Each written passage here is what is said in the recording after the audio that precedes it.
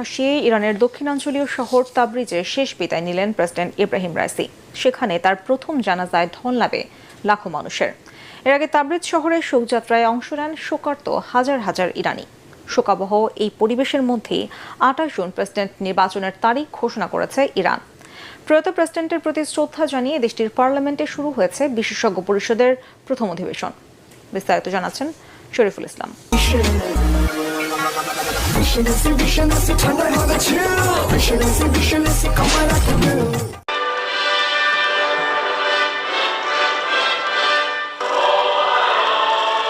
প্রিয় নেতাকে শেষবারের মতো বিদায় জানাতে পূর্ব আজারবাইজান প্রদেশের তাবরিজ শহরে এই শোকযাত্রা পরিণত হয় জনসমুদ্রে।